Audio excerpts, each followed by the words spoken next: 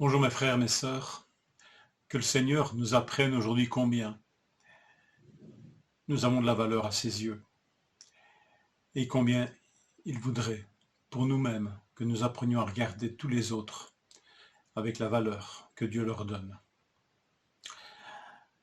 1 Pierre 2, 17.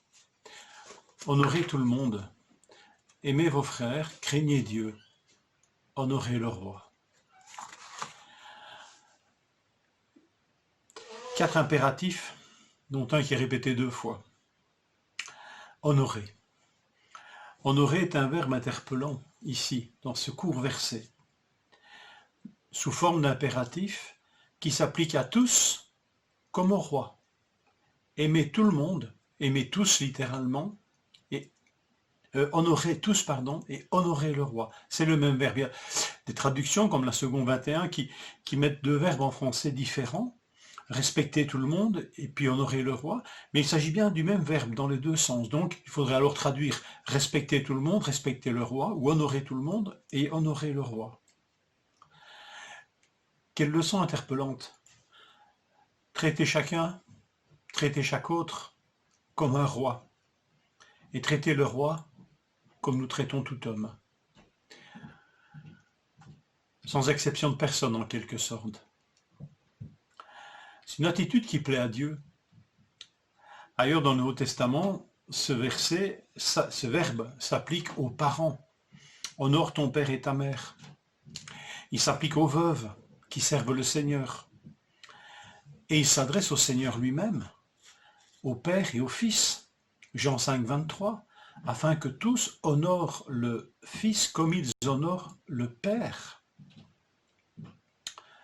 Honorer est aussi un verbe qui est affaire de cœur, c'est-à-dire donc d'intelligence, de volonté, de profondeur dans les motivations. Matthieu 15, 8, « Ce peuple m'honore des lèvres, mais son cœur est éloigné de moi. » Donc si le cœur n'y est pas, alors l'honneur que l'on témoigne à l'égard de Dieu est superficiel, il est intéressé, et l'honneur que nous pourrions témoigner au roi ou aux autres serait tout aussi superficiel et souvent intéressé. Alors ce n'est plus honorer, c'est faire preuve d'intérêt, c'est flatter, c'est mettre l'autre en honneur, mais avec des intérêts cachés. C'est pas de ça dont il est question ici. Honorer est lié à la valeur à laquelle on estime quelqu'un. Même littéralement, c'est un verbe qui s'applique même aux choses. C'est une manière d'estimer ce que l'on a, ses propres biens. Et progressivement, enfin ce verbe, on va s'appliquer aussi aux autres. À quelle valeur nous les estimons? Quelle valeur ont-ils à nos yeux? Et honorer, en fait, c'est estimer les autres aux normes divines, avec les normes divines, avec la motivation qui vient de Dieu. Nous partons de loin, n'est-ce pas, dans ce domaine? Si certaines traductions rendent aussi par honorer, par respecter, alors respecter, ça nous parle peut-être encore plus, c'est encore plus pratique. Tout le monde, aujourd'hui, veut être respecté pour ce qu'il est. Mais qui est prêt à respecter l'autre? On a tous soif de respect, mais est-ce que nous sommes dans une culture du respect mutuel? La question peut se poser, n'est-ce pas? Alors les 2 commandements d'honorer, honorer tous, tout le monde, honorer le roi, ces 2 commandements encadrent 2 autres commandements, 2 autres impératifs. Celui d'aimer nos frères et l'autre de craindre Dieu. Craindre ici a un sens beaucoup plus fort qu'honorer, puisque c'est presque même de la peur, mais on sait ce que veut dire craindre Dieu, c'est lui témoigner un immense respect.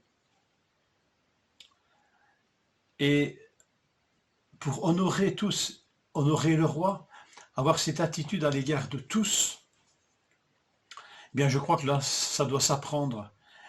Et réjouissons-nous de ce que cela s'apprend auprès de Dieu. Quand nous respectons Dieu, quand nous craignons Dieu, Quand nous apprenons à aimer des frères, c'est-à-dire des hommes et des femmes que nous voyons au travers du regard de Dieu, ce sont ses enfants, eh bien notre regard peut changer sur les autres et notre façon de traiter alors n'importe qui dans la société peut en être touchée profondément. Autrement dit, nous apprenons le véritable respect, le véritable honneur que nous devons à tous, nous l'apprenons auprès de Dieu et nous l'apprenons dans l'amour fraternel.